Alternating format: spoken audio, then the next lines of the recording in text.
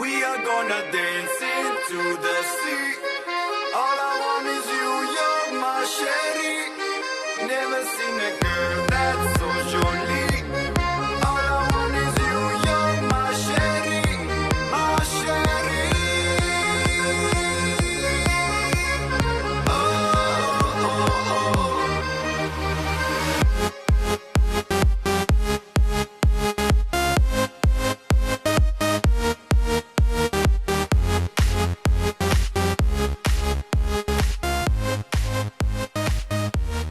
Ja, ist doch einiges passiert die Woche.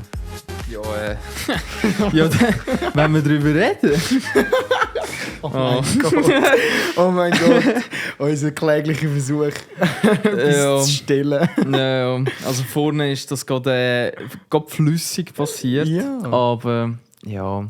Ich glaube, damit begrüßen wir euch ganz herzlich zu unserem Podcast.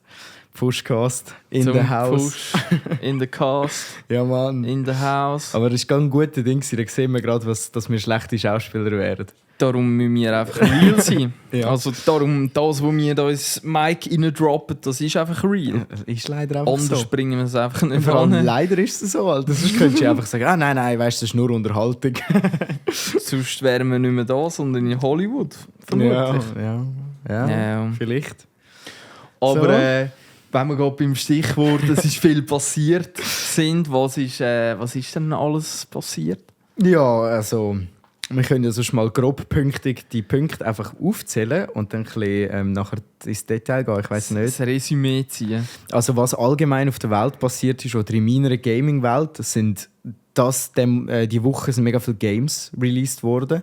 Also FIFA 24, wo ja jetzt nicht mehr FIFA heisst, sondern FC 24. FC heisst jetzt FC. Ja, wer hat FC sicher Freude daran. Ja, Aber wir gehen nachher genau, wir gehen nachher ins Punkte Thema, durch, weil dort gibt es eine grosse Veränderung. Das ist interessant. Achievement, das ich letzte Woche hatte mit TikTok, habe ich wieder verloren. Ich musste es wieder runterladen. Das haben mich angeschissen. So viel zum Durchhalten willen. Genau, so viel zum Durchhaltevermögen. Und das beantwortet vielleicht auch No Not November. Ja, wahrscheinlich, ja. Dann das neue Büro war Thema diese Woche. Plus das zweite Game, das released wurde, ist Lies of P. Noch etwas erzählen will. So die Geschichte von Pinocchio, wo es ein geiles Game daraus gegeben hat. Und dann noch ein kleiner Loser von The Weeknd. Den gehen wir dann nachher aber später drauf ein. Top. Voll. Ja. Ich habe sicher noch etwas vergessen, aber das kommt mir dann später in den Sinn. Ganz bestimmt. Bei dir?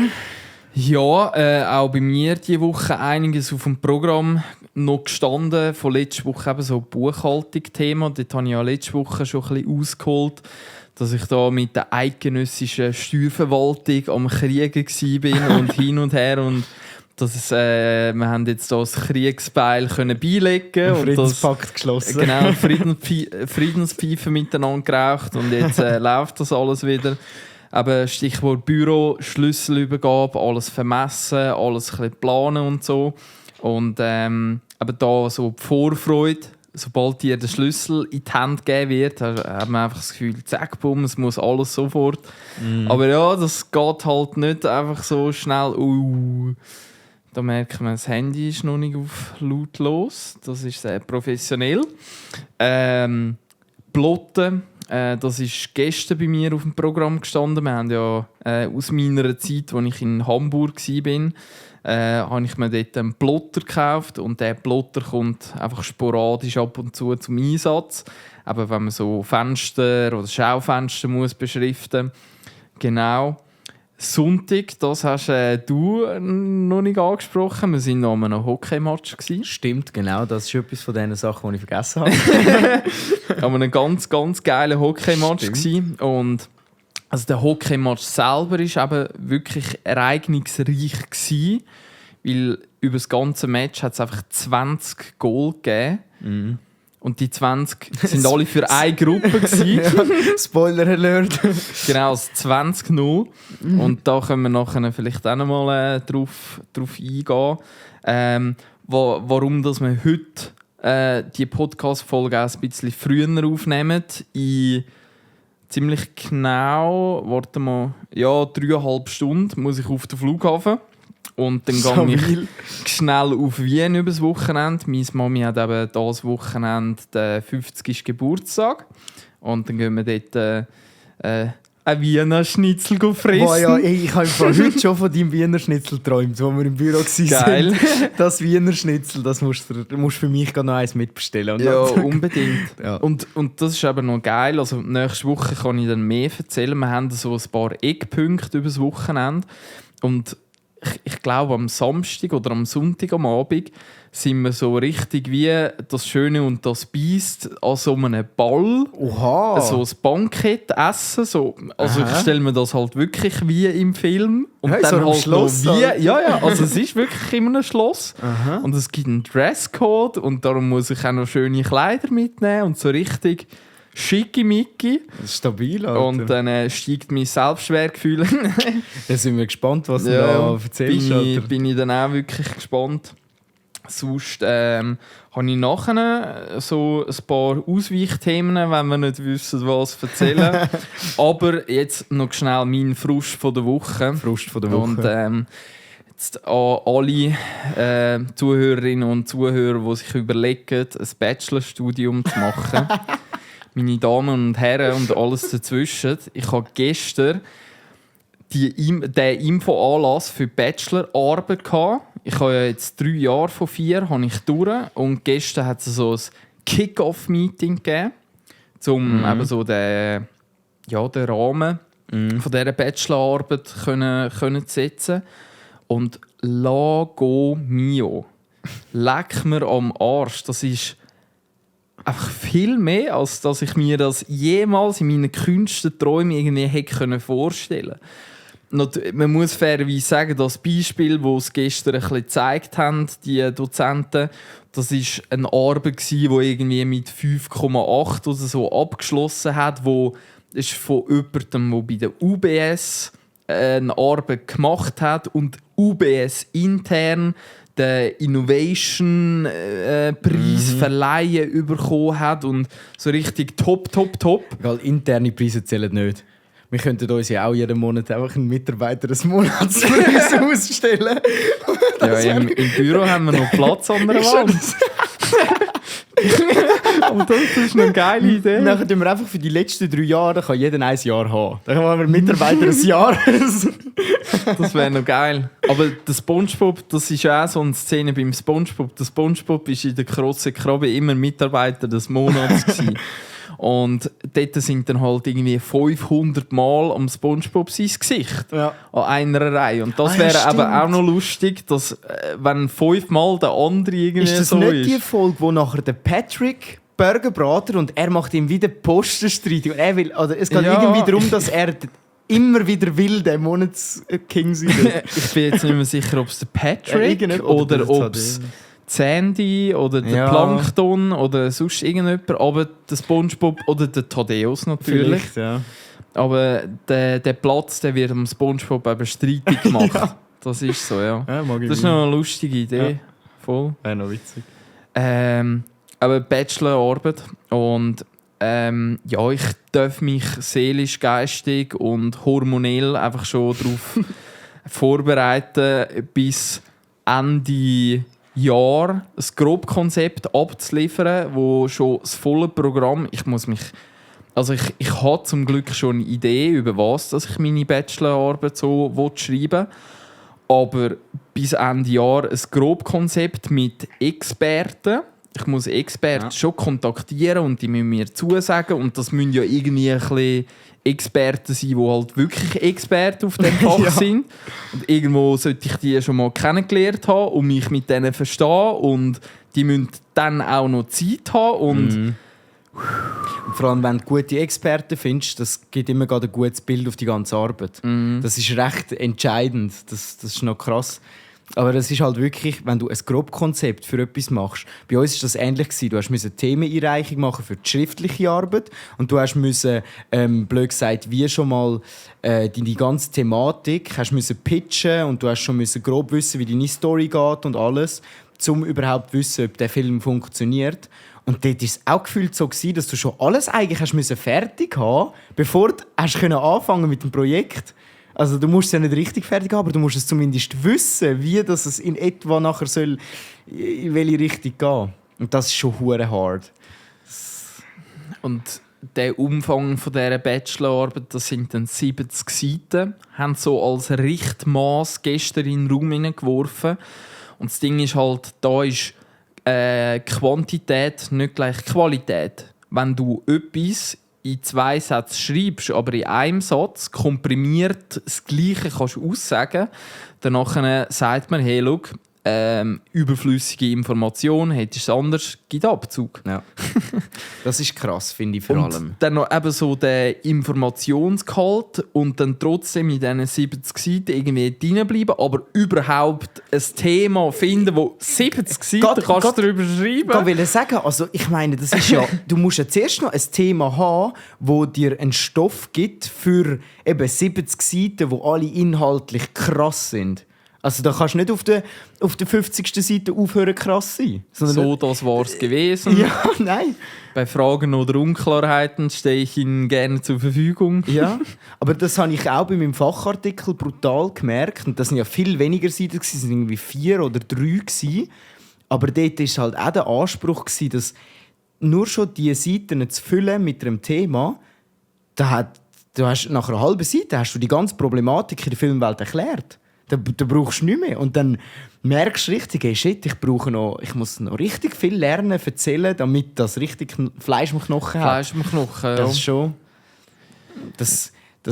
Also gerade das Kürzen, das war auch so krass gewesen, wo man das Drehbuch besprochen hat. Dann hast du ein Drehbuch gemacht, hast nachher immer die Sekunden für jeden Shot aufgeschrieben, den du jemand schätzt.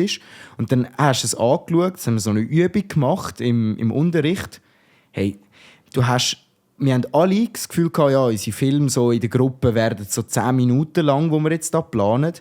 Am Schluss vielleicht 3 Minuten höchstens. Ist der Lehrer gekommen, das unnötig, rausstreichen, erzählst zu lang, zack, zack. Am Schluss sind die 10 Minuten Film, die richtig viel Inhalt haben, sind eigentlich nur 3 Minuten oder so. Und das war hure krass gewesen, weil, ja, das musst du dir vorstellen, wenn du eben so eine riesige Arbeit wie du schreibst, was da alles rein muss, dass du eben so eine grosse Menge an Informationen überhaupt hast. Also. Ja, und irgendwo eben auf die einen Seite willst du die Bachelorarbeit einfach abschliessen, damit sie gemacht hast. Auf die andere Seite ist das ja irgendwo durchaus ein Lebenswerk und du hast jetzt 4 Jahre darauf angebüffelt und jetzt kommst du endlich mal die Chance über, um so ein Meisterwerk in die Welt raus zu droppen. Und da habe ich dann einfach auch den Anspruch, dass ich etwas aufarbeite, das nicht so wischiwaschi ist. Irgendwie so Ernährung in der Mittagspause, Vegetarier, irgendwie so etwas. Sondern richtig, zack, Fakten. So ist es, zack, da Entwicklung, so irgendwie. Und ja, ich habe, das ist sicher auch noch, so lernst du immer am besten, wenn du etwas mal in die Welt rausdingselst. Ja, absolut. Und wenn ihr da draussen schon mal eine Bachelorarbeit geschrieben habt und ihr Lust zum Ghostwriten, nein. Also Nein. sonst, ich kenne also einen von Deutschland. Ich sage jetzt nicht, aber es hat Menschen gegeben in meiner Schulzeit, die sich Arbeiten schreiben lassen haben. Das gibt es durchaus. Ja, Ghostwriting ist schon das Thema, ja. Aber das ist nicht mein Anspruch. Aber ich weiss gar nicht, wie es bei euch ist. Bei uns hast du können, zum Beispiel jetzt also, für so Facharbeit und das, habe ich ganz klar können sagen, hey, der Nils hat alles korrigiert, hat alles dingselt und das ist in dem Sinn sogar gewollt von ihnen. Es ist gar nicht der Anspruch gewesen, dass gewisse Sachen, also wie der Inhalt hat müssen von dir sein und auch, dass alles gemacht wurde, das Konzept, all das. Aber die reine nachher Anordnung, hättest du auch für Plakate und Zeug, die ich auch alles selber gemacht habe, hätte ich auch Designer anstellen können. Ich hätte sogar den Film von jemand anderem schneiden lassen können. Ich hätte es einfach reindingseln und es ist sicher nicht förderlich für gewisse Punkte. Und wenn du dann keinen guten hast, dann bist du natürlich am Arsch. Weil du hast es noch dazu nicht selber gemacht. Das wäre wahrscheinlich bei dir ähnlich, aber ich weiss gar nicht. Könnt ihr überhaupt Hilfe beiziehen, außer jetzt die Experten? Ja, also es gibt eben verschiedene Arten von Bachelorarbeiten. Es gibt so Literaturrecherchen, wo du in dem Sinn 50 Bücher, blöd gesagt, einfach durchliest und du tust eine Art von jedem Buch so ein Stückchen rausnehmen. Quintessenz, genau, nimmst du dort raus und du tust dann am Anfang eben eine Frage, so eine Hypothese tust du stellen, irgendwie, dass Loch Ness wirklich existiert. Und dann tust du da so Kindermali-Büchlein durchlesen und analysieren. Und, nein, das sage ich jetzt nicht. Ja, ich habe schon gedacht, Alter. Ich habe schon darauf gewartet. Meinst du, ich hätte etwas gesagt? Nein, ich sage nichts aus. Ich warte darauf, bis der Nils es sagt. Bis der Nils wieder verhext sagt. Ja. Nein, aber eben Loch Ness und dann Expertenmeinungen. Und das ist dann Literaturrecherche. Dann gibt es so empirische Geschichten, wo du, wenn ich es jetzt noch richtig im Kopf habe, wo du mit quantitativen oder mit qualitativen Methoden Umfragen oder Fragebögen oder Interviews führen. Und jetzt qualitativ, das wären jetzt Interviews und dort in einem Interview dann rede ich mit dem Experten und ich habe dann schon so einen Leitfaden an Fragen habe ich vorbereitet, aber es gibt ja an dem seine Antwort ist ja nicht einfach ein Ankreuzeln, sondern er tut dann ein bisschen ausholen und ein bisschen abdriften und alles. Ja. Und dann muss man eine Art Aussage wie so in Schubladen reindrücken und an dem seine Antwort aufs Wesentliche reduzieren und das ist eigentlich hure anstrengend. Weil häufig beim Gesprochenen ist es auch noch doppeldeutig oder er hat sich gleich nicht so klar ausgedrückt und weiss nicht was.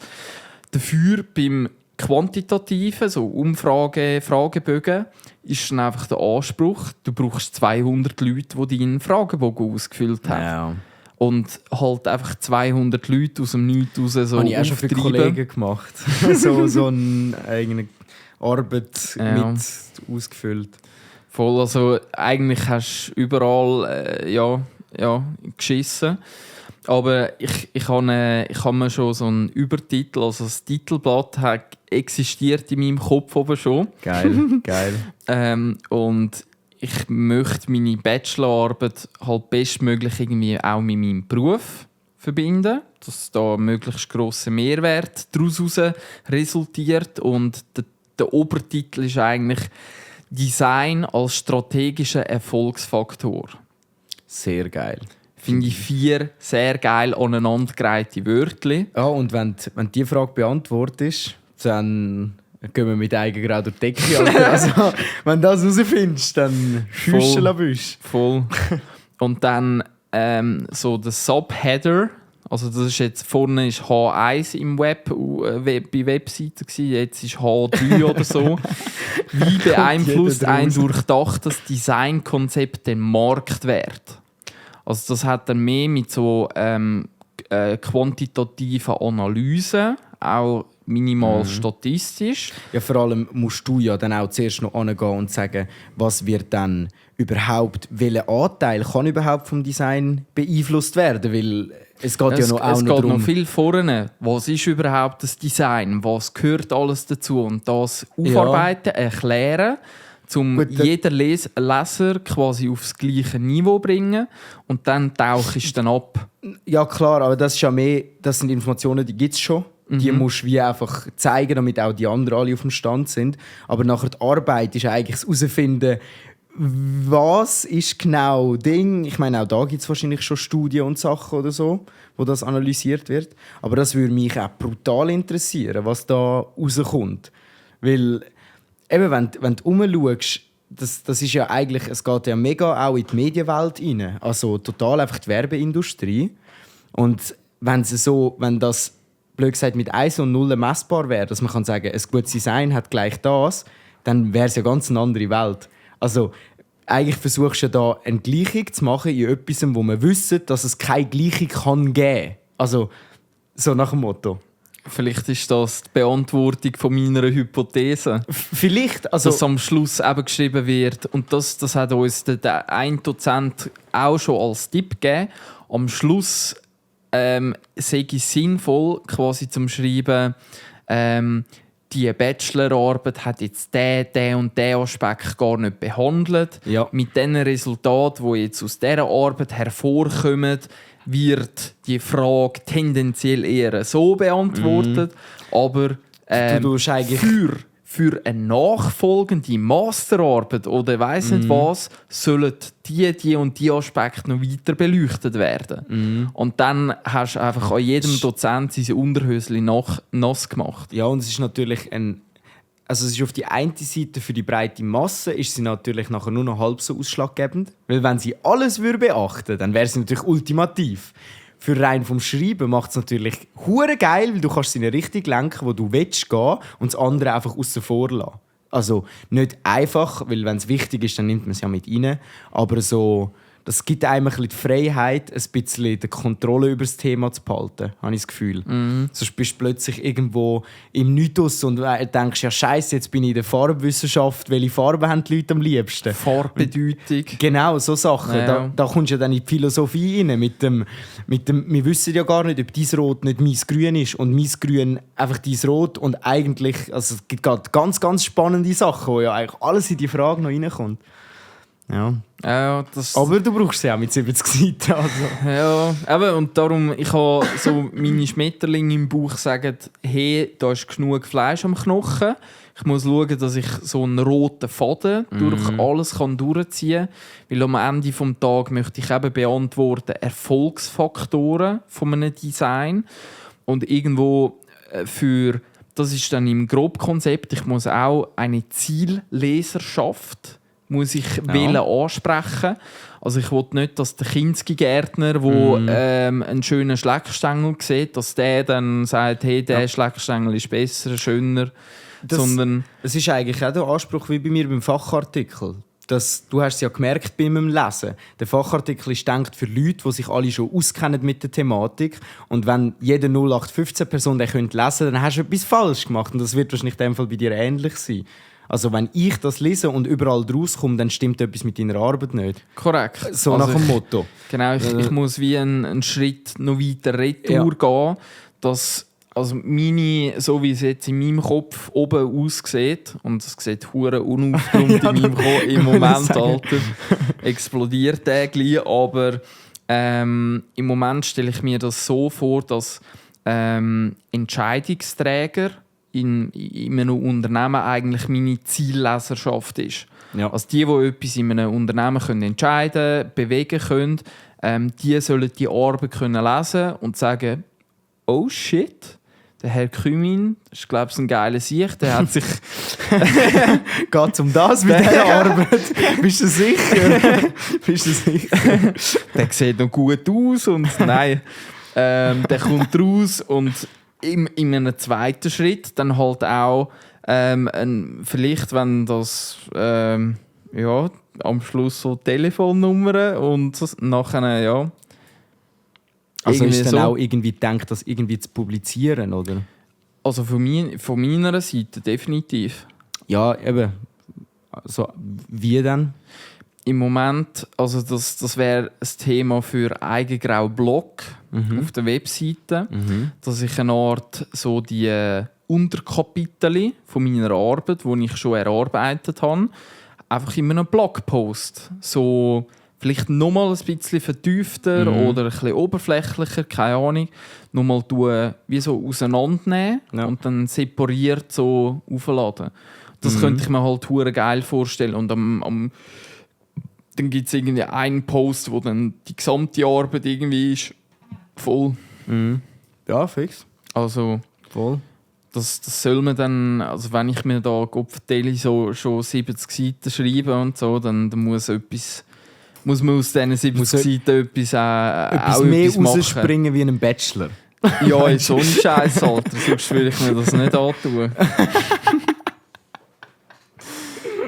Ja.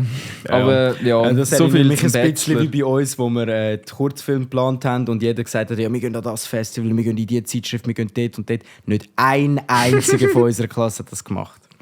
Weil, ja, das ist ja immer, wenn man eine Arbeit selber macht, weiss man auch alle Fehler von dieser Arbeit. Und das ist dann immer schwierig. Vor allem eben bei der Schule, du hast Zeitdruck. Und ich sage jetzt mal, das ist ja auch bei meinem Fachartikel. Wenn ich den veröffentlichen würde, muss ich noch mal ein halbes Jahr Arbeit reinstecken. Weil du könntest noch so viel mehr machen, dass es wie... Für die Schule war es das, was es braucht, aber für die echte Welt ist es dann auch schon das, was es braucht. Weil, und das ist das Fiese, zum Beispiel in der Filmwelt ist es so mit Studentenfilmen. Vergiss es. Du darfst schon kein Festival, gar nichts. Das ist ja nicht deine Leistung. Ist ja in ihrem Studium passiert. Und ich weiss jetzt nicht, wie es bei euch ist, aber ich kann mir vorstellen, dass eine Bachelorarbeit ist sicher viel mehr wert, so, vom Konsens her. Aber richtig krasse Fachleute, wenn die nicht vom Inhalt überzeugt werden, dann schauen die Bachelorarbeit gar nicht an, weil die sind ja alle noch 30 Jahre hinten drin, so nach dem Motto. Das ist halt ein bisschen das Fiese, wo der Stempel, wo so eine Arbeit von der Schule immer gerade auf sich hat. Es ist eine Schularbeit. Es heisst noch nicht, dass du dich selber motiviert hast. All das Zeugs ist so ein bisschen schwierig gewesen, aber das merkt man dann. Also jetzt gerade beim Film ist es halt krass gewesen, aber dort ist es wahrscheinlich noch mal ein bisschen schwieriger, mit einem Studentenfilm schon in die guten Dinge hineinzukommen, wie es jetzt vielleicht mit der Arbeit bei euch ist. Weil die anderen schreiben ja auch nur einfach mit Stift oder mit Computer. Und bei uns ist es halt definitiv so, dass die Leute alle andere Grössen haben, bessere Schauspieler, all das. Da kommst du halt bei uns kommst der Thematik gar nicht dran an. Aber es ist ein sehr interessantes Thema. Ich bin gespannt, was da Ich bin selber auch gespannt. Ja, voll, das glaube ich. Also mit sehr viel Ehrfurcht. Ja, das schaffst du schon.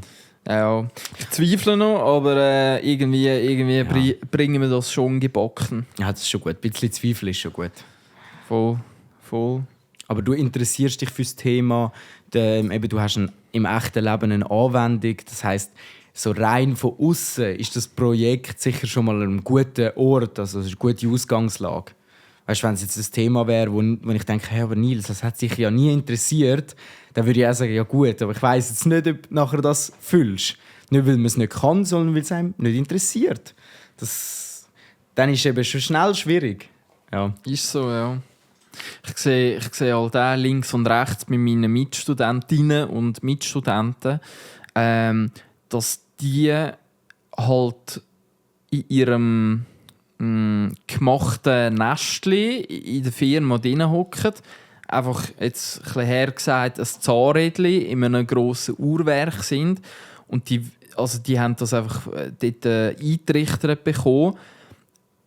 Da gibt es einfach keine Möglichkeit, um auch etwas zu verändern. Und darum ist für die so Themenwahl, kann ich mir vorstellen und merke ich jetzt auch, viel schwieriger, als wenn du selber im Leben stehst und dich selber behaupten musst und selber kreativ werden musst. Ja. Und nicht einfach am Chef seine Arbeit, Aufgaben ausführst und so. Ja, am Ende machst du, wenn du eine gute Arbeit machst, machst du es wirklich hauptsächlich für dich. Und viele, die eben in so einem gemachten Nest hocken, die machen es auch, weil es von ihnen nicht nur in der Schule, sondern auch im Geschäft noch erwartet wird, oder? Das ist schon so. Ja. Ja, aber nochmal ein anderes Thema. Ja. Aber sehr interessant. Bleiben wir gespannt. Ja, wir bleiben am Ball. Und wird ja jetzt ein langes Thema sein. Ja. Aber wir können ja bis Ende Mai nächstes Jahr. Oh Gott, Alter, das ist verdammt lang. Ja, das ist verdammt lang. Ja. Oh, ja. Ja, irgendwann aber wird schon irgendwie. Ja, irgendwann gibt es dann 4, wenn du es dann geschafft hast. Koks und Nutten. Genau. Oh. Wir können ja jetzt auf ein entspannteres Thema, also entspannter vielleicht nicht, aber mehr ein Freizeitsthema. Und zwar das FC 24. Ja. FIFA. Ja. FIFA, wo nicht mehr FIFA ist.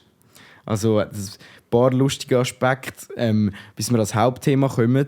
Noch vorher, viele YouTuber, die ich so schaue, also ob das jetzt ein Monte, ein Eli oder ein Trimax oder so sind, da hat es vor 2 Jahren oder vor einem Jahr hat's viel gegeben, wo der Trimax ausgerastet ist und gefunden hat, das ist alles Glücksspiel, ist gut, ich mache es nie mehr. Und hat es noch ein paar gegeben, die dort mitgezogen sind. Hat es ein paar gegeben, die haben das jetzt auch wirklich nicht gemacht. Hat es aber auch ein paar gegeben, die jetzt trotzdem den ganzen Tag am Packs öffnen sind. Das ist wirklich lustig. Also einmal am witzigsten habe ich den Mickey gefunden, Mickey TV. der hat auch ein riesiges Video gemacht mit, das ist eigentlich noch viel schlimmer wie Spielsucht und dann noch ein extra Video über seine eigene Sucht und jetzt ein Jahr später ist er wieder den ganzen Tag am Packs öffnen und hat sogar in Stream hineingeschrieben, so Werbung und Dauerding und so und auf die Frage aber, wieso er das dort reinschreibt, hat er gesagt, er müsse von FIFA aus. Dann ist der Monte gekommen und hat gesagt, nein, wüsste er jetzt nicht. Er hat x Jahre das und hat es noch nie reinschreiben. So, es ist ganz, ganz witzig. Und der Trimax spielt jetzt Ultimate Team, also das, was oder nicht Ultimate Team, einfach das, was nicht dein Team zusammenstellst, sondern das, wo du einfach eine Mannschaft bekommst und dann normal eine Saison Karrieremodus. Ja, genau, so Karrieremodus. Coach. Ja, irgend so etwas heisst. Weil du schaust dann, kannst einen Spieler kaufen und so, einfach halt nicht online und nicht, ja. Und das spielt jetzt der Trimax, aber wahrscheinlich, ich tippe nicht lang, weil schießt einen Uhren an, also so wie er wirkt, dass er nicht Packs öffnen kann, finde ich auch zu gut. Und jetzt ist es aber noch so, dass bei FC 24 Frauen und Männer alle im gleichen Spiel gemischt drinnen sind. Man hat alle Frauen... Nochmal. Männer und Frauen sind alle im Spiel drinnen und sind alle miteinander. Das heisst, die besten Frauen, die nicht mal gegen die Drittliga oder Viertliga der Männer gewinnen könnten, haben jetzt gleich viele Punkte wie ein Mbappé oder ein Messi oder so. Und durch das ist jetzt halt die Wahrscheinlichkeit, wenn du mal eine Legende ziehst und so, dass du deinen männlichen Lieblingsspieler ziehst, noch kleiner geworden. Und man hat in dem Sinn einfach... Also ich finde es ja cool, nehmen sie die Frauen mit rein. Ich finde es nicht cool, dass sie jetzt alle Frauen besser machen, wie das, was sie eigentlich sind, weil es sonst nicht aufgehen würde. Vor allem aus dem Faktor heraus, dass es ja... wieso teilt man das denn nicht auf? Es ist ja im echten Leben auch noch geteilt. Also, und das hat ja einen Grund. Und wieso muss man jetzt... Klar, es ist ein Spiel, es ist nicht so wichtig. Ich selber spiele nicht... Also ich stecke dort kein Geld rein oder irgendetwas. Aber ich verstehe gewisse Leute, die jetzt finden, ja, aber Kollegen... weil weißt du, hast dann einen Goalie mit 92er oder einfach hure gut 86er oder so. Ist eine Frau, top Wert, aber ist nur 1,70 groß. Aber die kann gleich gut... Nein, sie ist ja nicht so groß. Das Gross ist dann nicht beachtet. Also es ist völlig weird. Es ist ein bisschen so lala. Und der Kuchen-TV hat es noch gut erklärt. Er hat gesagt, jetzt hat man in diesem FIFA jahrelang immer alle Spieler nach ihrem Können bewertet und so hat man sie reingenommen. Also man hat Leute, die nur weil sie genetisch zum Beispiel schneller rennen können, hat man auch höhere Rennskills gegeben. Und ein Messi, der immer klein war, hat immer schlechte Rennskills gehabt. Oder schlechte Körperfeste.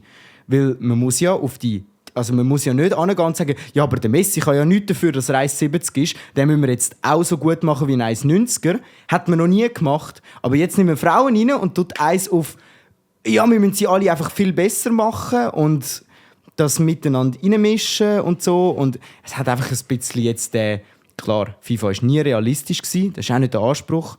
Aber spätestens jetzt ist einfach das mit dein Team zusammenstellen, so wie du es im Fernsehen schaust und so, ist einfach nochmal mühsamer geworden, nochmal mehr Geld, das du reinstecken musst, wenn du das wirklich willst. Und ja, es ist wieder so eine Entwicklung, wo du denkst, keine Ahnung.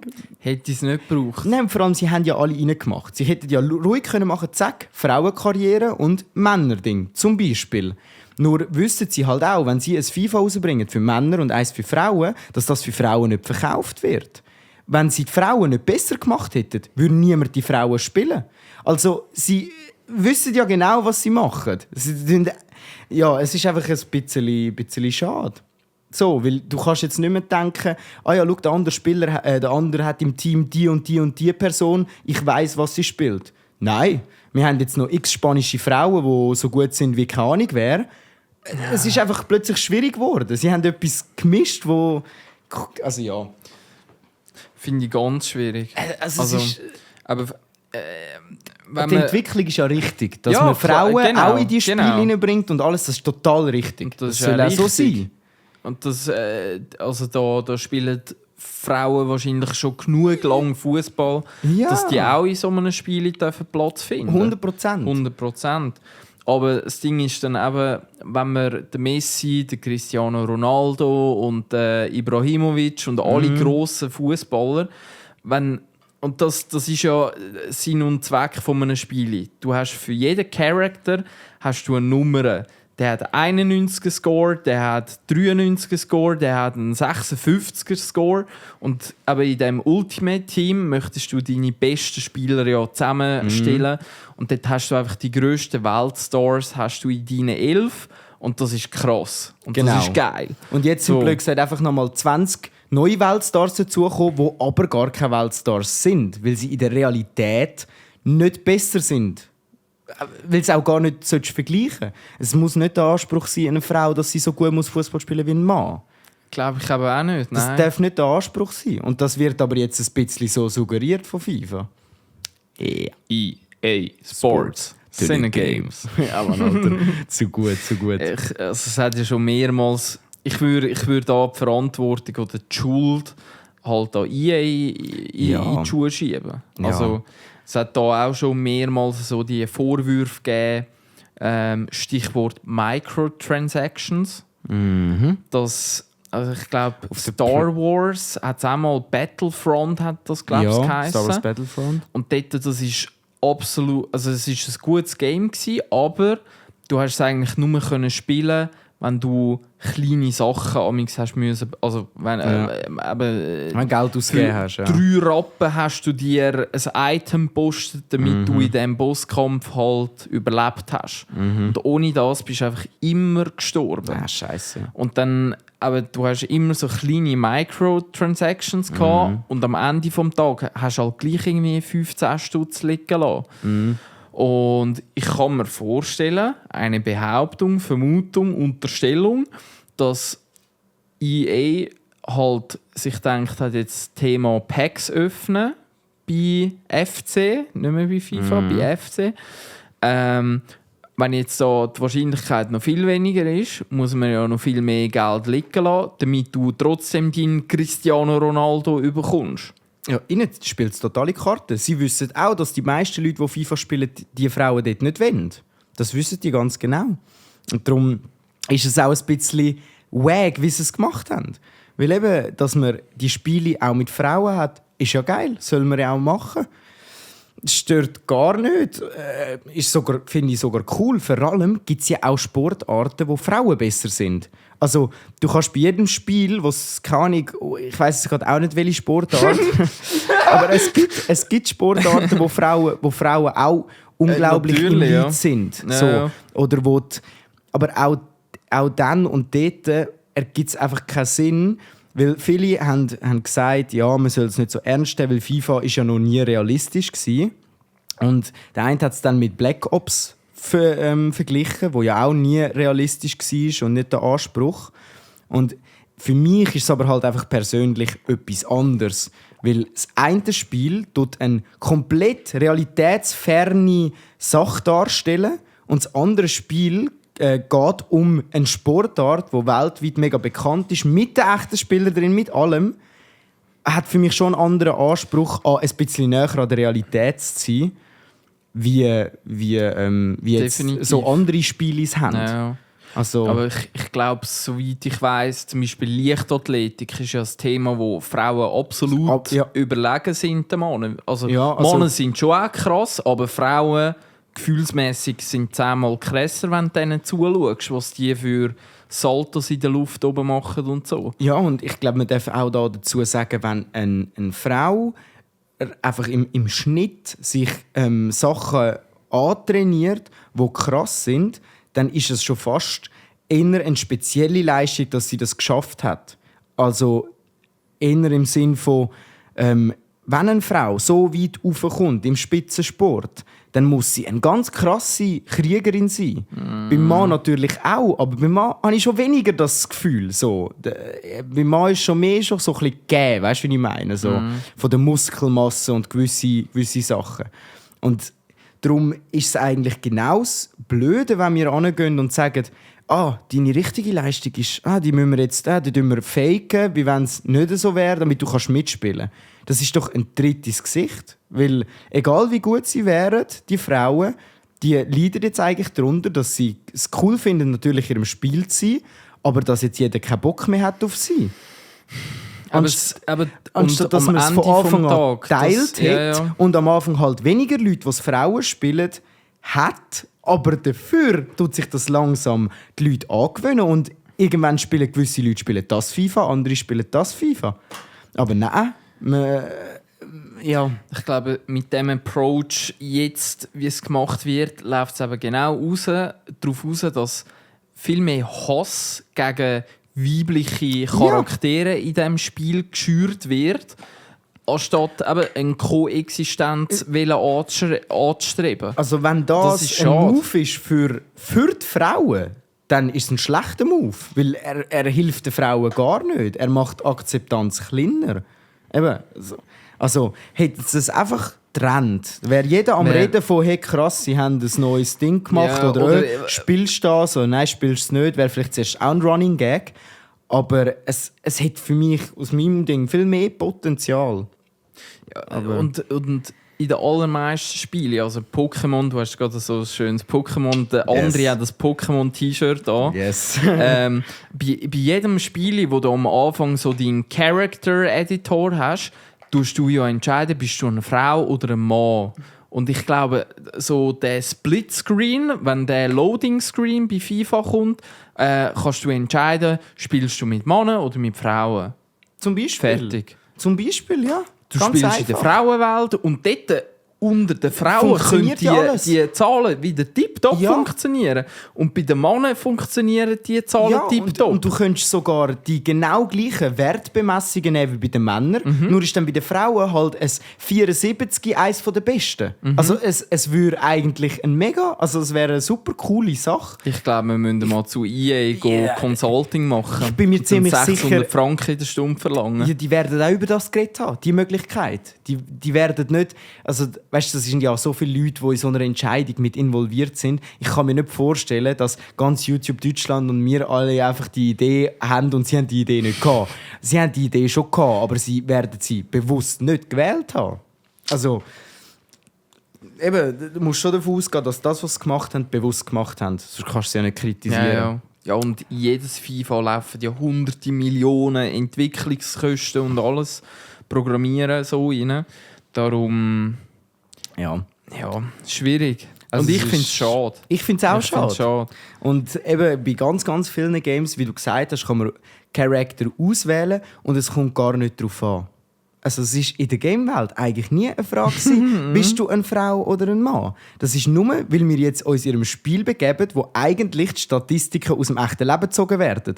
Und das haben sie jetzt gebrochen. Sonst würde gar niemand darüber reden. Eigentlich würde ich behaupten, dass die Gamer gar nicht sind, so nach dem Motto, jetzt spiele ich eine Frau, ist blöd. Ich meine, wir wissen wie viele Jungs haben auf Steam Bilder als Frauen und keine Ahnung was. Also, ich bin auch so jemand, der ab und zu gerne, zum Beispiel bei Harry Potter Hogwarts, bin ich auch die Linda Horicus gewesen. Also, das ist mein Name, mein Ding, aber das ist sie gewesen. Ja. Einfach, weil ich in dem Moment sie cooler gefunden habe, vom Aussehen und vom Ding. Ja. Also, ist so, ja.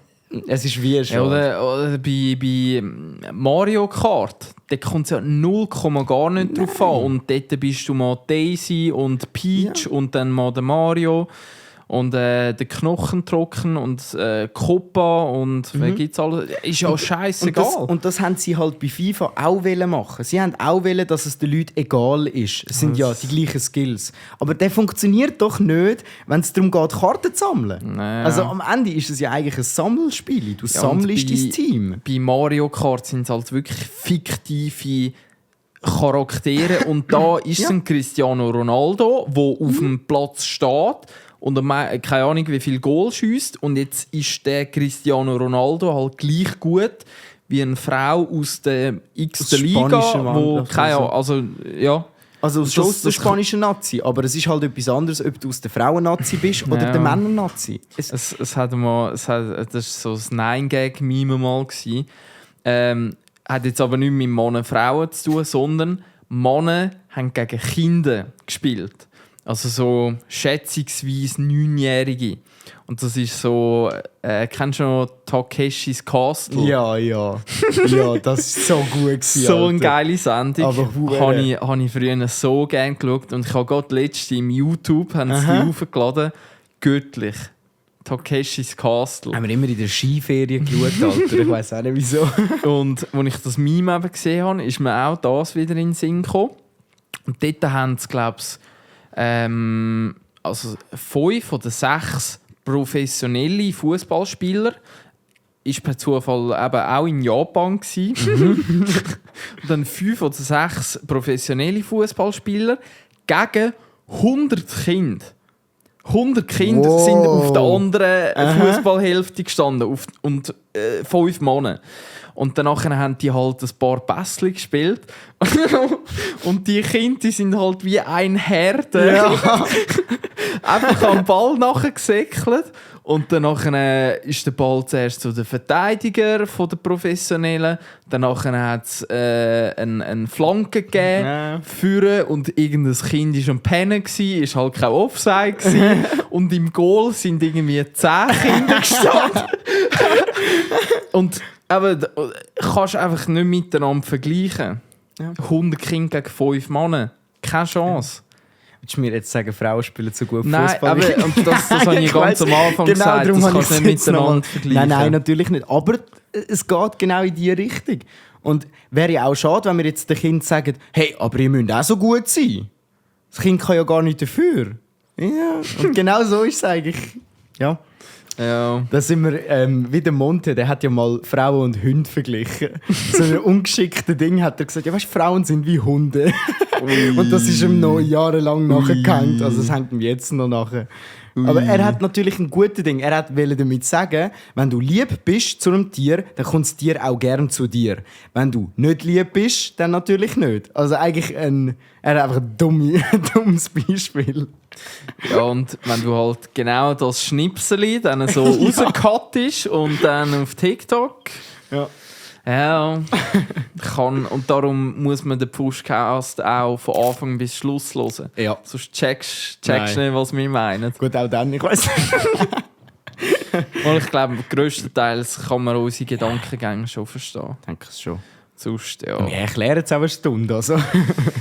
Ja, stimmt. Ja. Was diese Woche noch passiert ist, das ist eine kleine Eilmeldung. Und zwar in Kanada, in Cochrane, dort wo ich... Kack. Genau, danke. In Cochrane, das ist so 30 Minuten außerhalb von Calgary, ist ein Bär im Dorf unterwegs. Und es hat jetzt gestern, der Kollege hat mir ein Foto geschickt, hat so ein, das kann ich nachher auch noch erzählen, hat so eine Warnung aufs Handy gegeben. Und man darf das Haus nicht mehr verlassen und man muss den Güssel drinnen in der Garage und alle Fenster, alles zumachen. Und das ist irgendwie ein Bär, der den Weg nicht in den Norden raufgefunden hat. Oh. Oder noch über den Sommer zu wenig gefressen hat. Jetzt zu wenig Fett für den Winterschlaf so gefunden hat. Und jetzt geht er jedes bisschen zusammenräumen. Ja. Und das ist hure gefährlich, Das ist- weil... Ich will sagen, das ist ja die gefährlichste Zeit für Bären, wenn sie nicht in den Winterschlaf kommen. Und wenn sie hungrig sind, wenn sie hungrig auf der Suche nach Essen sind, dann ist jeder Mensch, der irgendwie draussen am Rumlaufen ist halt gefundenes Fressen.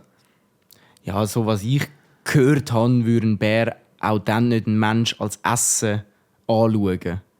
Also er würde vielleicht mal... Also das ist ja so ein bisschen das Ding bei den Bären. Wenn du den Bär verschreckst, kann es sein, dass er angreift. Wenn du zu nahe bist und du verschreckst ihn, dann hast du das Problem. Dann tut er dich so lange behandeln, bis du dich nicht mehr bewegst. So.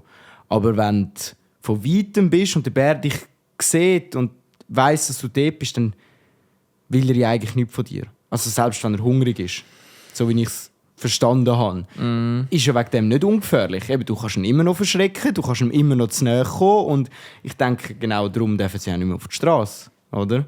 Weil wenn dann Das Kind läuft um die Hausecke und dort am Boden hockt der Bär. Und der Bär denkt sich, lalalala, was schaue ich? Shit, was ist das? Wumm. Ja. Und Kanada, das habe ich ja auch miterlebt. Die Frau vom Kollegen fährt ja Schulbus. Und dort hast du ja nicht einen normalen Schulweg, wo du mit dem Leuchtstreifen so in die Schule laufst. Salut, Bär, da bin ich. Sondern du wartest, du laufst deine Hausstrasse, so laufst an die Strasse runter und dann am 8:25 kommt der Schulbus. Und wenn du unten stehst, dann haltet der und sonst fährt er einfach weiter. Und dann hast du keine Schule. Gut. Und dann kommst du nicht mehr in die Schule. Weil der fährt 4-mal am Tag und fertig. Oder 2-mal sogar. Ich glaube, über den Mittag gehen sie gar nicht heim. Ja. Aber wenn am Morgen früh halt das Kind allein an die Straße runterläuft und dort noch 5 Minuten, weil die Busse die sind halt auch nicht genau auf die Minute. Und dann, das ist vor allem in der, mit so Alarmhinweisen auch gemeint. Ja, der muss nur dort liegen bei der Busstation und es nicht gesehen haben oder nicht gehört haben. Und dann nimmt es das Kind noch Wunder und schaut vielleicht, ob er noch lebt oder so. Ja. Und dann, kleiner Knuddelbär! oh, Mann. Shit. Nein, aber als ich eben in Kanada war, und das war auch so eine Meldung, und die habe ich dort live mal miterlebt. Ich glaube, ich weiss gar nicht, ob es das in der Schweiz in dieser Form auch gibt, aber in Kanada, in dem Kanton Alberta, haben sie so ein Notfall-Alarmsystem. Und wenn ein Alarm ausgelöst wird, dann tut der Fernseher abstellen, dann tut der Radio abstellen, dann tut dein Handy, und ich bin ja mit meinem Handy von der Schweiz dort gewesen. Ja. Oh shit, nie. Und oh mein Gott. Es war irgendwie Sonntag, wir dort schön am Zmörgeln und nebendran haben wir Fox News geschaut. Und danach Bäh. Und dann der Fernseher rot geworden. Und ich so, fuck, was ist jetzt los? Nils schon denkt, scheiß, die Amis holen uns. In dem Moment hat halt mein Handy in der Hosentasche auch angefangen zu vibrieren. Oh, und shit. das war wie im Film, Alter. Der Fernseher rot und dann alles rot. Und nachher ist so wie buchstabiert worden in weißer, fetter Schrift. Und so Alarm, Alarm, Alarm, Alarm. Und auf dem Handy ist auch wie so schnell alles schwarz geworden und so Programmiercode, wo drüber gegangen ist. Und dann ist ein Foto gekommen, Alarm. Und das ist... Ich habe gar nicht gewusst, dass es das gibt. Vor allem das zum Thema Sicherheit mit Handy und so. Oh mein Gott. Und nachher, also zum die ganze Geschichte auch auflösen, es ist irgendwo im benachbarten Kanton hat es eine Messerstecherei oder irgendwie einfach einen Mord gegeben. Mit dem Bär. Und das sind 2 Männer gewesen. Und auf dem Text, der dann nachher auf dem Fernsehen, auf dem Handy gekommen ist gestanden, weißer Nissan auf dem Highway unterwegs, um diese Uhrzeit dort vorbeigefahren, jede Meldung da anrufen und so. Ja. Also es ist für Fahndung ist es verdammt gut. Für Fahndung, genau. Fahndung ist es verdammt gut. Und ich denke, Scheiße, wenn da der Fernseher rot wird, dann ist der 2 Hausecken nebendran, ist der irgendwie sich am Verschanzen. Habe ich dann die Karte aufgemacht, dann geschaut, schnellstmögliche Route, Google Maps. Und das sind 12 Stunden mit dem Auto entfernt. Ja, super. Schon das ganze Land hyperaktiv gemacht. Im benachbarten Kanton. Ja. Aber hure heftig. Voll. Ja. Also, bei uns gibt es so etwas nicht. Also, zumindest nicht für Fahndung. Also, weißt so, das wäre ja genial, wenn es so etwas gäbe. Aber was ich weiss, es gibt bei uns die Polizei-App, also wo alle Meldungen von der Polizei wirklich drin sind. Das kann man in der Schweiz haben. Aber sonst haben die ja wirklich das Problem, dass wenn sie eine Öffentlichkeitsfahndung machen, früher hure geil, da hast du den Fernseher und da hast du die Zeitung gehabt. Da hast du die zwei Radio. abgedeckt. Ja genau, ja, genau. Aber Radio ist halt mit Fahndung je nachdem. Weißt du, weil Eine grosse Nase. ja, eben. So, je nachdem, was es natürlich ist. Aber die Medium hast du super gut können abdecken als Polizei. Und jetzt hast du halt ganz viele Leute, die du so gar nicht mehr erreichst. Das heisst, du musst irgendwie das anders versuchen. Und das ist ja genau eigentlich das Blödste bei einer Fahndung, wenn es nicht alle mitbekommen. Weil genau das musst du ja feststellen. TikTok-Ad machen. Ja, wahrscheinlich. Anzeigen. Nur auf China noch Geld schicken, damit du kannst Fahndung schalten als Schweizer Polizei. Oh Gott, Alter. Oh, Scheiße. Shit, das ist etwas krumm. Nein, aber ich hoffe schon, dass die auch ein bisschen ihre eigenen Kanäle haben oder Varianten, wie die über Social Media oder so können. Also im Fernsehen und so, das können sie sicher, würde ich jetzt behaupten, wenn es wichtig ist. Aber das finde ich noch heftig, dass sie das haben dort in Kanada. Das Ich bin in dem Moment, ich habe wirklich gemeint, irgendwie, also dort war schon der Joe Biden am Drucker gewesen.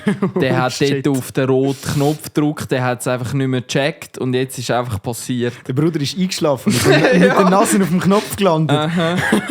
Der ist einfach blöd gelaufen und jetzt geht halt die Welt unter, sorry. Vor allem blöd gelaufen, ist gerade doppeldeutig.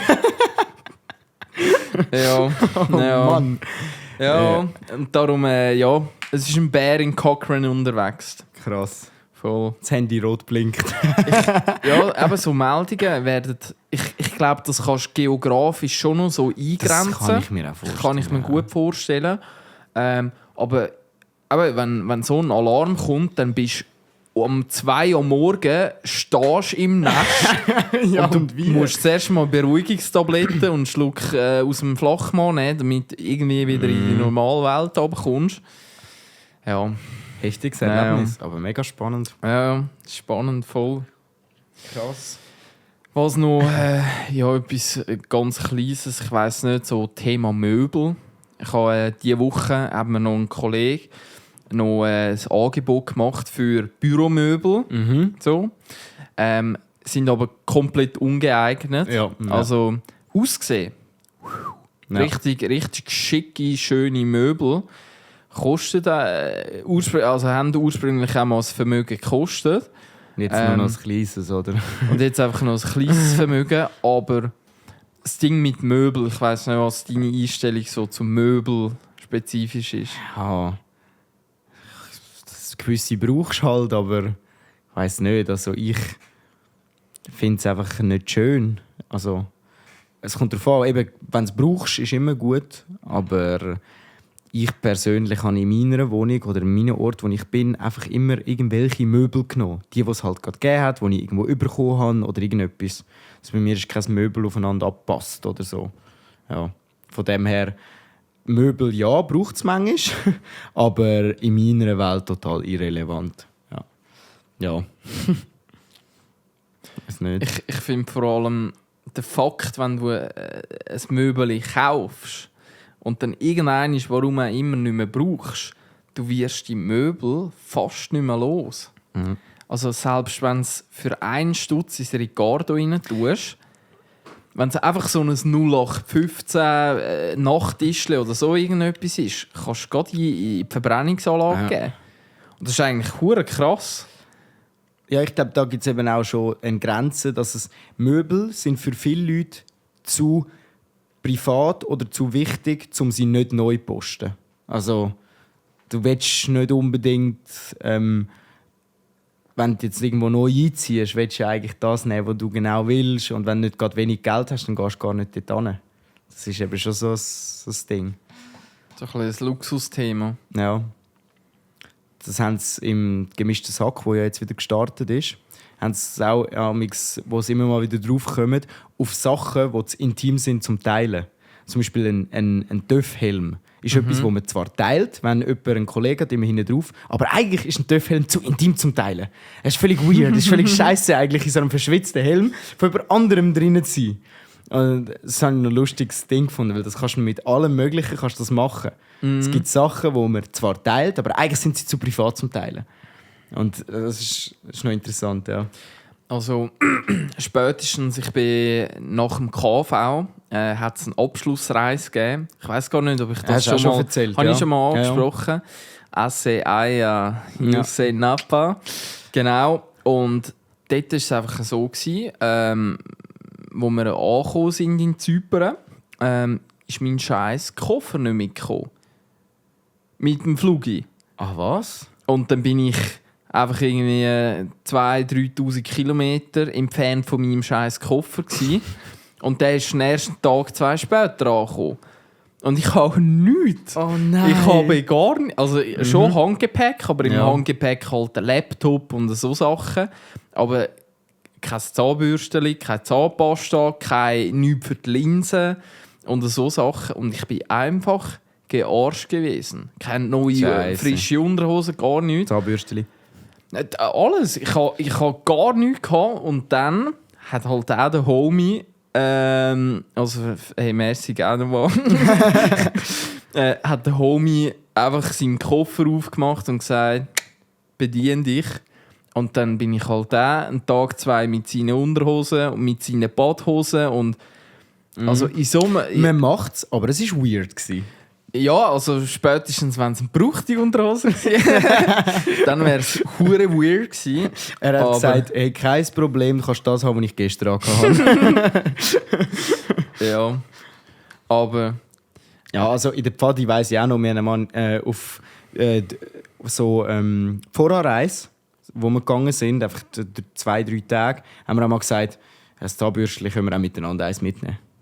Ja, das war dann eigentlich auch gleich gewesen. Pfadi-Lager musst du eh nicht waschen. Weil in der Mitte des Lagers gehst du baden, weil am nächsten Tag ist Besuchstag, da geht man immer mit der Pfadi baden, damit alle sauber sind, wenn die Eltern kommen.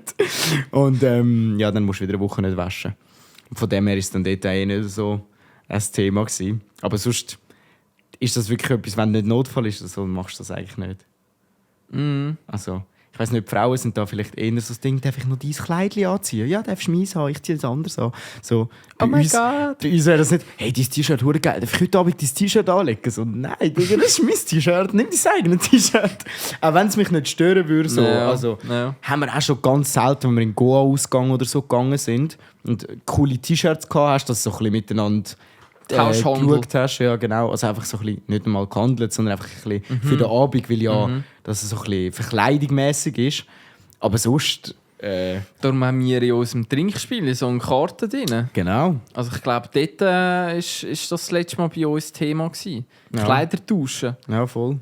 Weil du es auch eigentlich wirklich nicht machst. Und dann sind wir an die Party gegangen, haben das Spiel gespielt und wer hat es verwünscht?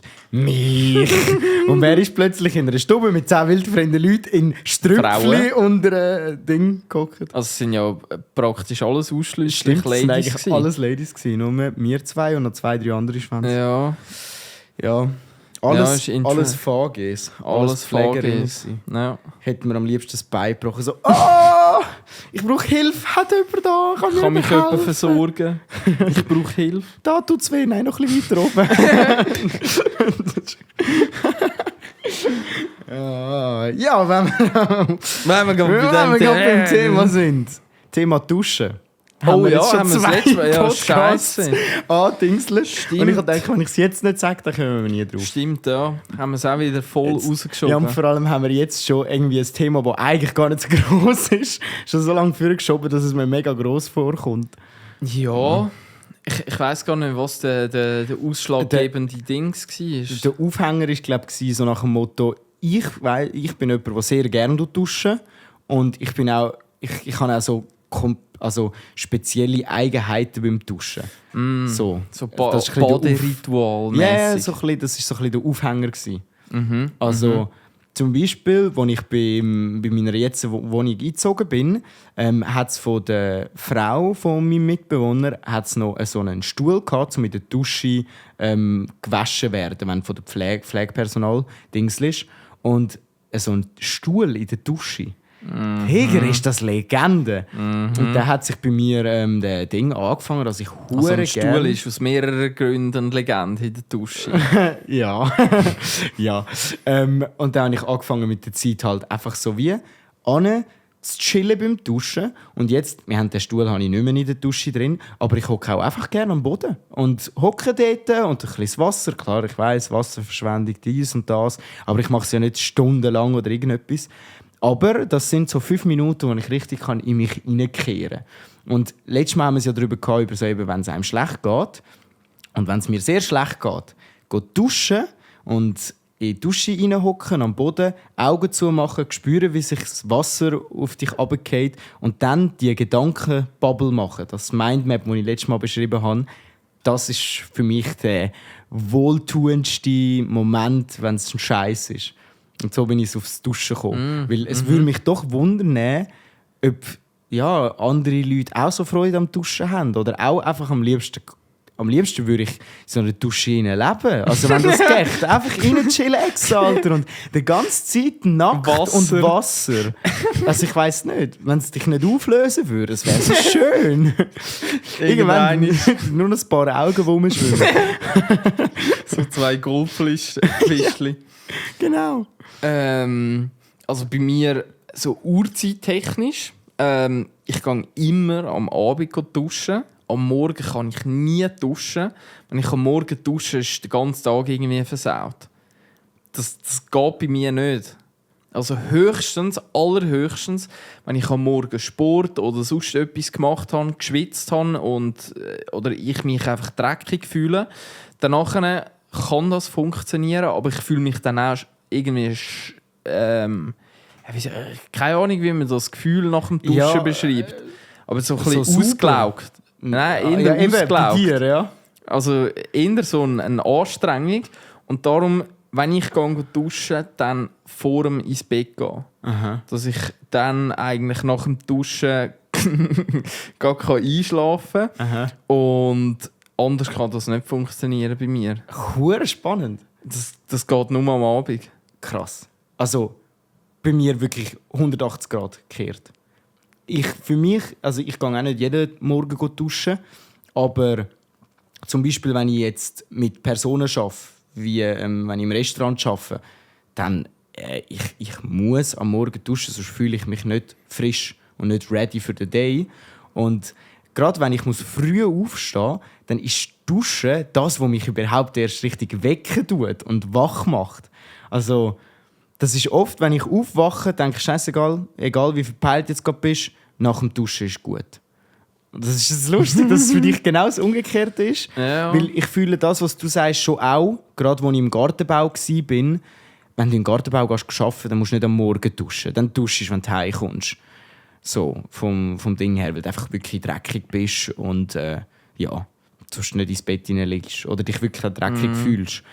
Aber wenn ich im Büro arbeite, dann tue ich am liebsten am Morgen duschen. Ja. Und komme so richtig clean und geduscht ins Büro.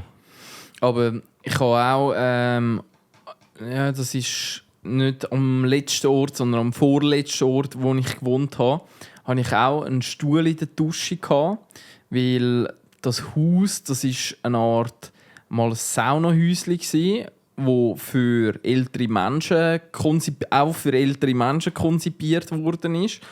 Und die Sauna hat man dann rausgeschränzt und so ein kleines Häuschen daraus gemacht. Und in dieser Dusche hat es auch einen Stuhl, so einen Klappstuhl, eine Art. Oh, geil. Also der ist an der Wand montiert gewesen. Und wenn du dort einfach angechillt hast und das warme Wasser und wenn dann halt auch noch das Zweite in der Dusche warst, dann kann ein Stuhl hure viel bezwecken. Ja. Einfach Möglichkeiten eröffnen. True. So. Ja. Ja, hure geil. If you know what I mean. I know totally what you mean. Totally. Und sonst, ich weiss nicht, also... Am wacksten zum Duschen ist in einer Badwanne. Ja, habe ich aber auch ein Jahr durchgezogen. Habe ich auch immer müssen. Also- Weil dort, wo ich gewohnt habe, Ja. mit meinem Kollegen war auch nur eine Badwanne, die Ja. Dusche. Aber das stimmt, das ist schon ziemlich... Ich finde es auch viel geiler, wenn du einfach gerade reinlaufen kannst, deine Knie nicht blöd über den Badrand irgendwie musst reinhieven. Ja, und auch ausrutschen. Du kannst Ausrutschen, wirklich ja. gut ausrutschen in der Badwanne, wenn du so stehst. Ja. Das ist schon fies, weil die hohe Kante geht irgendwann rauf und wenn du mit dem Fernseher oder so genau am falschen Ort stehst, dann papp und dann tut es dann aber weh. Das Fersi. Das Das ist auch so ein geiler... Ich muss mal eine Kollegin von Hamburg fragen, ob sie das Wort überhaupt versteht. Das Fersi. Ja, also... Die Ferse. Ferse heisst sagt, ja auf ist schon Hochdeutsch. Hochdeutsch, ja. Aber das Fersi. Ja gut, mir wird der typisch Schweizer ein I hinten an. Fersi, Das Vögeli. das Vögeli, ja, Das Birchenmüsli. das Häusli. Ja. Aber sonst, nein, Duschen ist bei mir eigentlich am Abend. Und so ein richtiges Ritual. Ich weiss nicht, also Duschen ist ja auch nicht vergleichbar mit Baden. Ja.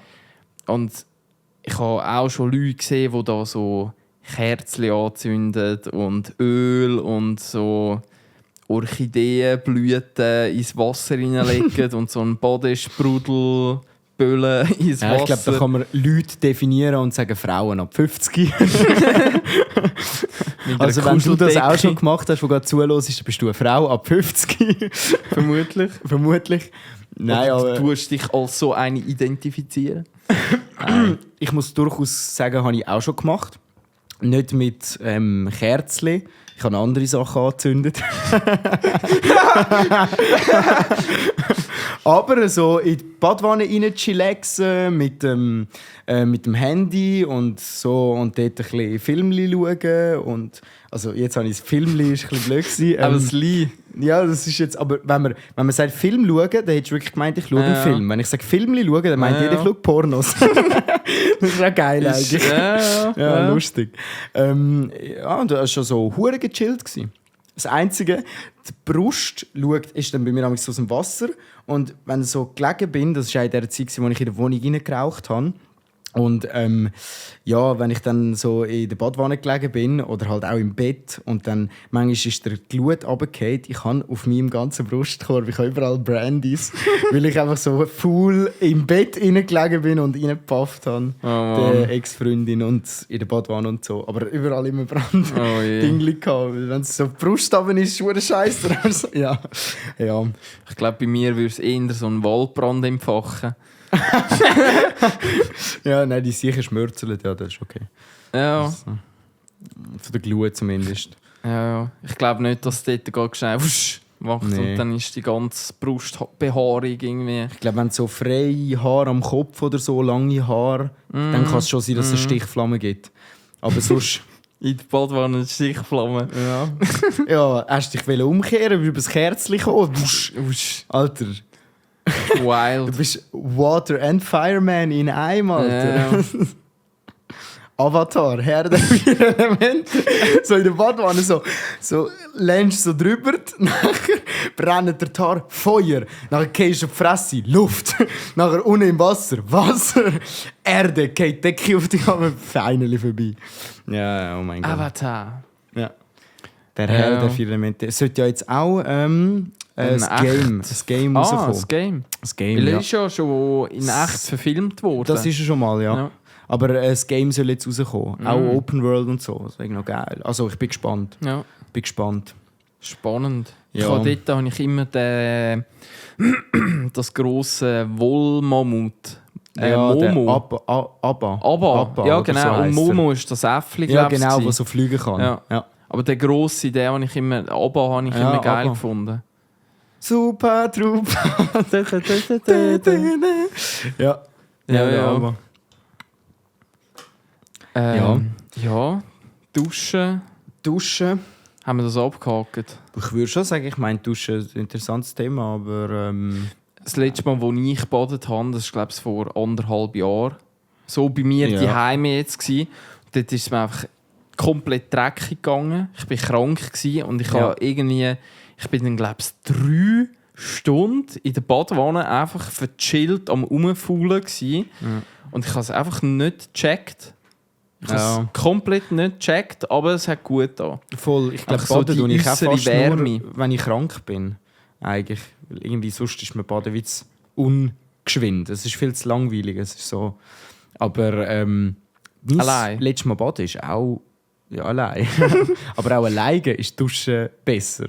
Weil in der Badwanne, ich weiss nicht, ob du schon Erfahrungen gemacht hast, aber das Wasser bleibt nicht in der Badwanne, wenn Ja, du dort ja, bumsen ja. willst. Das heisst, es ist ein Scheiß. Ja. Also darum bums am besten im Bett oder in der einfach am besten im Bett eigentlich. Es ist, am gemütlichsten. da kannst du alles ausprobieren, machen. Sobald du ein bisschen in einer Beziehung bist oder so und nicht irgendwie keine Ahnung, was für einen Kink hast, dann findest du so, oder ist es bei mir zumindest immer so gewesen, in der Badwanne hure streng, Dusche hure streng, gehen wir ins Bett, Alter, viel gemütlicher. Ja. Fix. In der Badewanne musst du nachher einfach den Boden mit einem Lumpen aufnehmen. Also, Ja, und es rutscht auch nicht, weil das oder ist du ja hast Haut immer auf Gegengewicht. Oder das Wasser, das hin und her schwappt. Genau. Das ist Das ist das Mühsame. das und Wellenbad auch, im Alpamare. ja, und es rutscht ja dann auch nicht mehr. Also es ist ja dann, ja, das ist kacke. Es ist wirklich einfach nur blöd. Aber ja. Aber ja. Vom Bumsen in der Dusche weiter. Wir haben noch vom Hockey. Oh ja, genau. Genau, Hockey können wir noch erzählen. Voll. Und nachher muss ich mich dann auch ums Packen und so kümmern. Ja, fix. Aber es war verdammt geil. Also, um nochmal schnell ein Recap machen: Eigengrau ist Sponsor bei der Towers Hockey Club, Yes. Rapperswil. Und sie haben jetzt letzte Woche am Sonntag das erste Spiel in der offiziellen Saison gehabt, wo wir mit der Kamera, also Filmkamera und Fotokamera begleitet haben. Und ja, also es ist wirklich von A bis Z einfach ein gelungener Tag gewesen. Angefangen, jetzt kannst du wieder einhängen. Angefangen.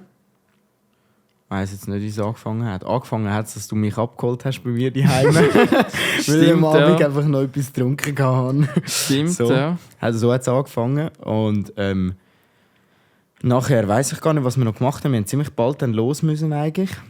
Und dann haben wir Interviews gefilmt in der Garderobe, das war noch lässig. Dann haben wir so Garderobe gerade beim Eis können einrichten mit Trikots im Hintergrund und so. Und dann haben wir Interviewsituationen noch gemacht mit 2 Spielern, die dann aber auch ziemlich bald dann wieder müssen gehen, weil sie müssen parat sein fürs Spiel.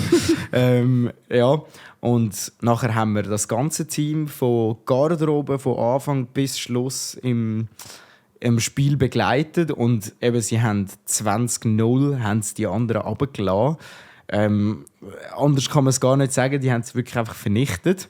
Und, Terminiert. Ja, also nach dem ersten Drittel ist 7-0 gestanden und sind alle gewusst, wie das Spiel ausgeht. Also von dem her, die Spannung war draussen, aber die Freude war dafür umso grösser gewesen.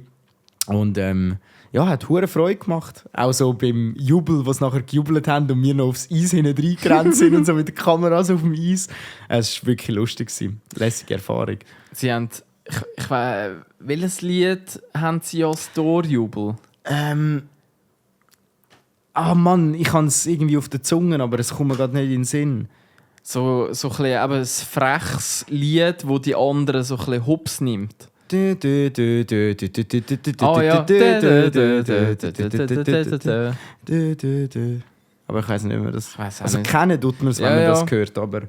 Aber es wie ist das so ein Lied bisschen, heisst. die anderen in dem Moment, wenn sie schon drinnen sind, noch ein bisschen auf die Schwippi Ja. nehmen. Oder Schippi. Schippi. Auf die Schippi nehmen? Ja. Es ist halt auf Hochdeutsch auf die Schippe nehmen. Ah ja, stimmt. Auf die Schippi nehmen. Das ist wieder das Schweizer, Alter. Schippi. Das Fersi und der Schippi. Ja. Das ist ein geiler Folgetitel. Das Fersi und der Schippi. Oh, Scheiße. Aber auch auf die Schippi nehmen. Und was noch interessant war, weil es ein Heimmatch war, haben sie eben auch so Speaker und so müssen stellen. Also in dem Schiedsrichterhäuschen oder ja, in dem Speakerhäuschen, ja, sind dann dort irgendwie 4 oder 5 Ladies drin gehockt, die dort am Mischpult. Oh, jetzt musst du andrücken. Nein, jetzt bist du schnell gewesen. Oh, nein. Liebe Grüße gehen raus. Ja. Nein, ist alles tiptop. Ja, gewesen. voll, sie haben das schon gut gemacht. Oh. Es ist lustig, da hat es einen lustigen Moment gegeben, wo ich bin so auf der anderen Seite bei der Bank von den Spielern und dann hat es ein Goal gegeben. Ich bin so am Filmen und dann hat sie Durchsage gemacht mit der Rückennummer und wer das Goal gemacht hat. Und dann hat sie sich verschnurrt und hat so ein bisschen gelacht, das war wie aufgeregt gewesen. Und dann habe ich in meinem Kopf schon gewusst, jetzt ist der Nilsi am Filmen. Und dann schaue ich quer übers Feld und der Nils steht dort und filmt sie so. Und dann denkt, die Arme ist gerade voll unter Druck und dann verschnurrt sie sich. Ja, das war witzig gewesen. Sobald einfach eine Kamera im Spiel... Oder vielleicht ist es auch mir gelegen. Man weiß es nicht. Sicher ist es an dir gelegen, Alter. Schon, Ich wäre gell? auch nervös. Ja, also... Wenn du mir so über die Schulter würdest schnüffeln. Dann. So, schön ins Öhrchen reinblasen. Ein bisschen schnurren. Ja. Und ein Wow, bisschen Haar. das wäre ein geiles Feature. Stell dir vor, du könntest so schnurren. Du könntest einfach so... Wie ein Büsi, Ja, wie ein meinst du? Büssi. So richtig, so wirklich schnurren. Wäre hure geil. Aber wenn du gestreichelt wirst. Das wäre ein hoher Effekt. Kannst du im Ausgang hingehen, musst du mich mal streicheln. Und dann streicheln. Das klingt hure geil. Oh Mann. Ja. Nein, es war cool gewesen. Und in der einen Pause sind wir dann... Also eigentlich nach dem ersten Drittel haben wir dann einfach müssen sagen, hey, die meisten Sachen, die wir brauchen, rein vom Film, so wie wir ihn geplant haben, haben wir eigentlich im Kasten.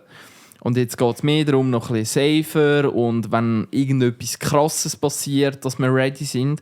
Aber an und für sich haben wir eigentlich alles im Kasten.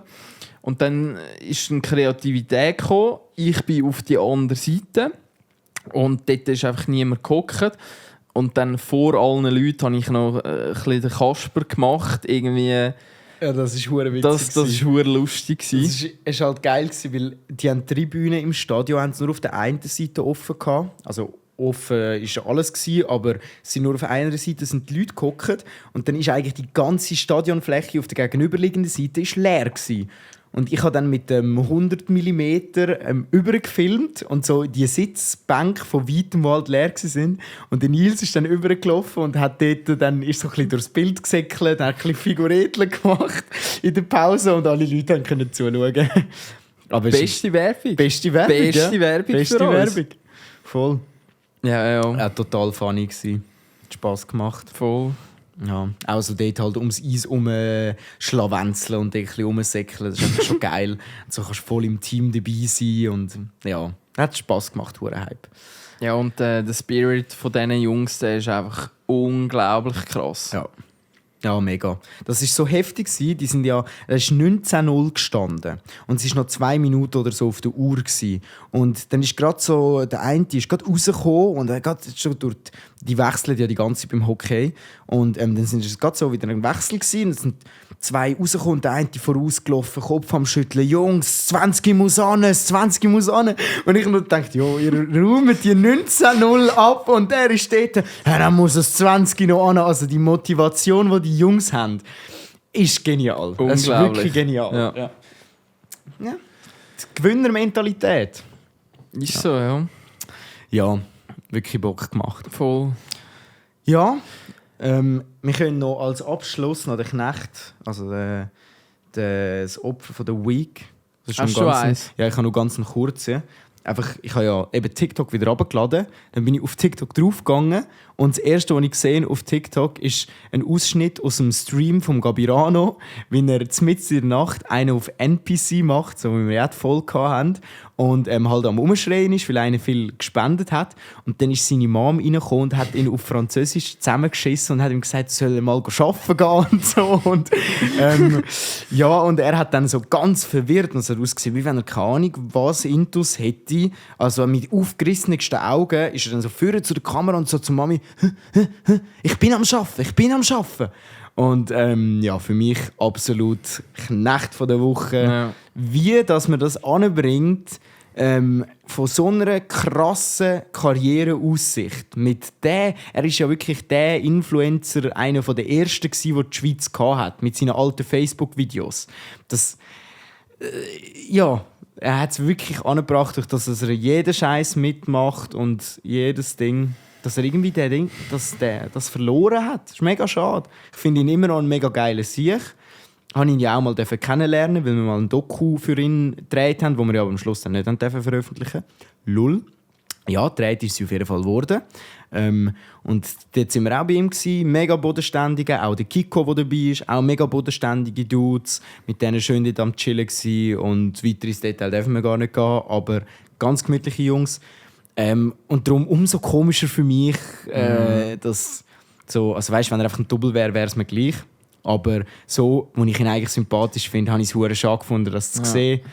Ja, darum für mich. Und darum, Ice Cream, Ice Cream. Oh, Banana, Banana. Thanks. Thanks. Till next week. Oh. Till next week. Gott, wirklich. Totale Verblödung, oder? Totale Verblödung. Ja. Till next week. Und wir haben schon vor 2 Wochen im Podcast gesagt, das ist der neue Trend. Darum NPC hat ja die Folge sogar geheißen. Voll. Und es wird schlimmer. Immer schlimmer. Und mit dem eben jetzt noch das 50. Mal, dass der andere auch checkt. Till next week. Yeah, go like this. I'm sorry, Miss Jackson. Ooh, I am for real. Never meant to make your daughter cry. I apologize a trillion times. I'm sorry, Miss Jackson. Ooh, I am for real. Never meant to make your daughter cry. I apologize a trillion times. My baby is drama, mama, don't like me. She doing things like having the boys come from her neighborhood to the studio trying to fight me. She need to get a piece of American pie and take her bite out. That's my house. I disconnect the cable and turn the lights out. And let her know her grandchild is a baby and not a paycheck. Private school, daycare, shit, medical bills, I pay that. I love your mom and everything. See, I ain't the only one who lay down. She wanna rip you up, start a custody war. My lawyer, stay down. She never got a chance to hear my side of the story. We was divided. She had fish fries and cookouts for my child's birthday. I ain't invited, despite it. I show her the utmost respect when I fall through. All you do is defend that lady when I call you. I'm sorry, Miss Jackson. Ooh, I am for real. Never meant to make your daughter cry. I apologize a trillion times. I'm sorry, Miss Jackson. Ooh,